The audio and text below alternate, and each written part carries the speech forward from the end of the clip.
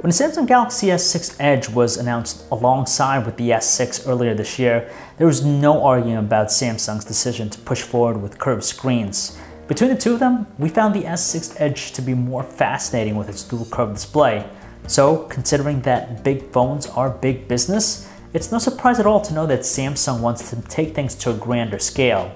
Now, some might think that one of its latest phablets is merely a larger edition of the S6 Edge, but that's not totally the case at all. The addition of this phone to Xiaomi's already diversified lineup is appreciated since it's actually trying to make a name for itself in the phablet world. Or is it just Samsung's way of trying to capitalize on what's hot and trending at the moment? Hey guys, John V from PhoneArena here. You're watching our video review of the Samsung Galaxy S6 Edge Plus. When looking at the phone, it's pretty obvious we're dealing with a larger size version of the Samsung Galaxy S6 Edge. That's not a bad thing because the metal and glass combination gives the phone its premium qualities. It looks good and also feels good because the metal trim bezel now is duller. It's not as sharp as before. And we do like how light bounces off the surfaces of the glass to give it a very cool shimmering effect. But it's still pretty slippery to hold in the hand, and it's still a fingerprint magnet. Even though it's still largely an attractive looking phone in the space, we're just kind of less enthused this time around with the design because it just merely replicates the design language of its sibling. You have most of the same features here in tow with the phone, so that includes things like the fingerprint sensor to unlock the phone, and it could also be used for a Samsung Pay.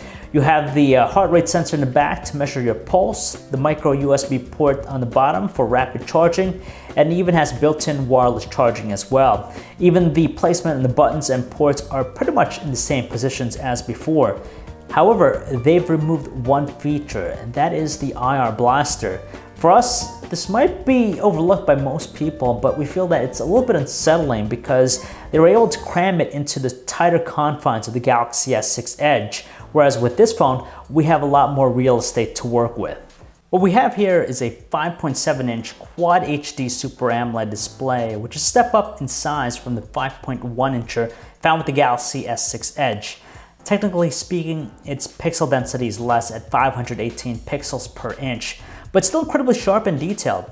And by now, we know that Samsung has nearly perfected the art of producing perfectly calibrated screens. That's evident here because it's able to produce true-to-life colors despite some subtle anomalies. Its color temperature of 6700 Kelvin is close to their perfect reference value of 6500 Kelvin, so it doesn't appear too warm or cold.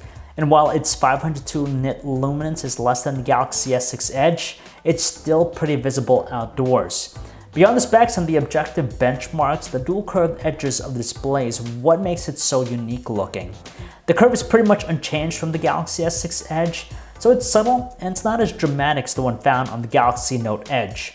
Of course, it's accompanied with certain features that aren't at the disposal of other displays, but the curved edges are still there primarily for the slick aesthetics. We'll talk more about its new features a bit later on. The Galaxy S6 Edge Plus and the Note 5 share the same up-to-date Touchwiz Ui experience, which continues to follow Xiaomi's new principle of less is more. For the most part, it's still largely similar to what we've seen already with the S6 Edge from earlier this year, and so far it's been well received for its slimmed down offering. However, what's apparent here are the new features that pertain to its dual curved display. Naturally, it has all the same features from before, so you have the information stream that acts as notification tickers to show some useful content. You have edge lighting too that produces a colorful show when a particular contact is calling, although we still think it's kind of gimmicky because you have to place it down on the screen. And lastly, you have People Edge to give you quick access to some of your favorite contacts. There are a couple new things that you don't get with the S6 Edge. The first one, for example, is Apps Edge, which allows us to select up to 5 apps for quick access. Honestly though, it's just another way to multitask, but it's pretty useful because the tab is accessible from any screen and at any time. And secondly, the Edge screen tab can be positioned anywhere along its side, so you can position it somewhere convenient.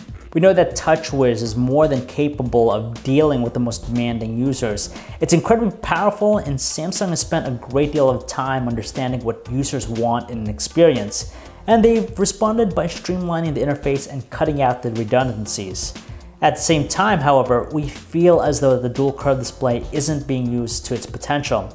There are only a bare handful of new features in tow, but they're nothing really significant in the greater scheme of things. And the more we think about it, the overall package brought on by its dual curve display still doesn't encompass the more meaningful set we've seen already with the Galaxy Note Edge.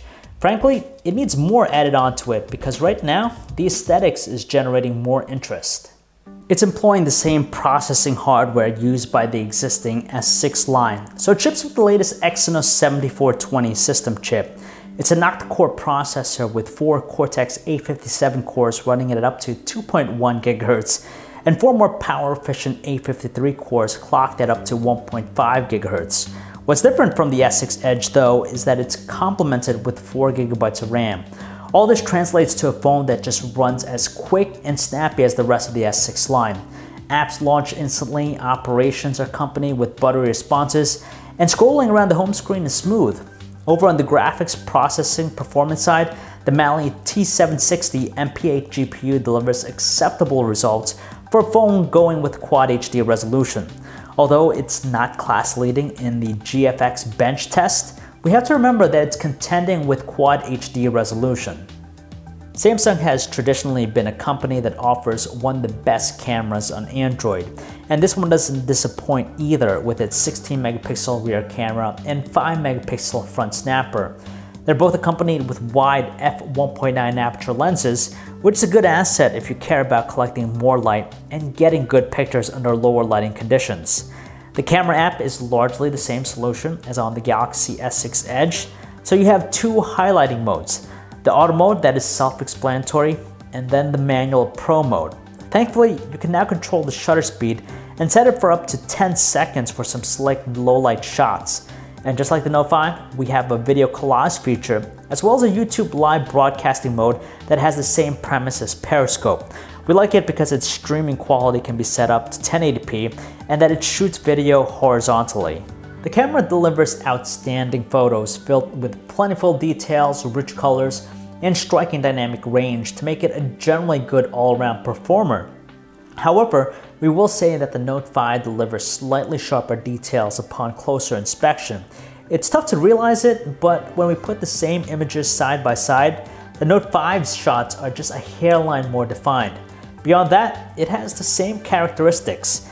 Details are undoubtedly abundant, which gives us some elbow room to crop photos later on without a whole lot lost to the overall quality. The colors reproduced by the camera can sometimes have a hint of saturation, but it seems to be more profound under artificial lighting.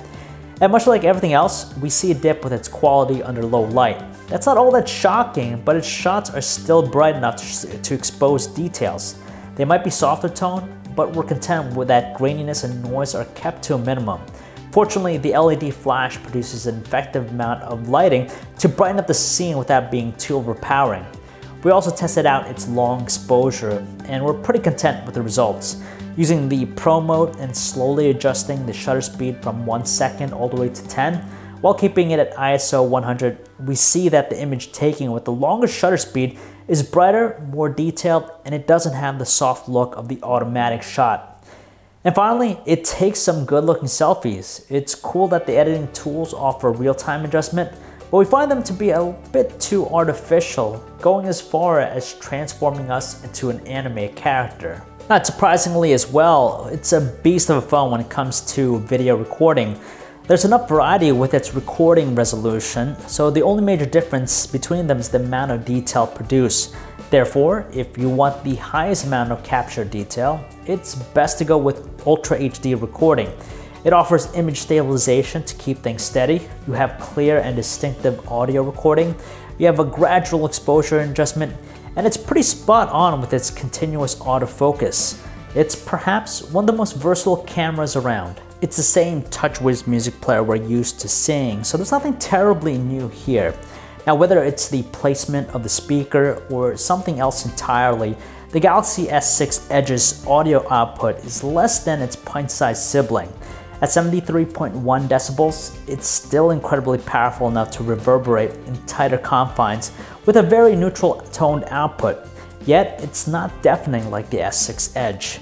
We get better results listening through the headphone jack since it produces crisp audio with an even balance throughout all audio ranges. Bettering its quality, we can amp things by utilizing the various equalizer options available with its Sound Alive feature. And just like the Note 5, there's an ultra high quality upscaler option in the settings, which Samsung leverages to enhance and upscale audio for a clearer listening experience. We tried it out with a pair of headphones, but we barely noticed a difference with the quality. In fact, it seems as though it's been treated to a boost in treble and bass for a more robust tone, and nothing more. While we don't notice a tremendous difference in our experience, Samsung claims that ultra high quality audio is supported over Bluetooth on Samsung's next generation wireless audio accessories. Setting the display to adaptive mode offers the most ideal video watching experience with the phone. It's pretty superb watching videos on its Super AMOLED screen, since the contrast and color saturation are manipulated to achieve the best possible visual results. And it also helps too that it's a powerhouse to fluidly play all sorts of content. While the extra volume mode is appreciated for those situations where the normal volume through the earpiece isn't enough, we actually find the audio quality with the standard volume to be pretty good and audible, with voices exhibiting a fair amount of fidelity and clearness. Turning on the extra volume mode indeed strengthens the tone, but only by a little bit. Unlike the Note 5, however, there's no hint of crackle that accompanies voices. With the increased footprint, we see higher capacity battery cell here with the Galaxy S6 Edge Plus.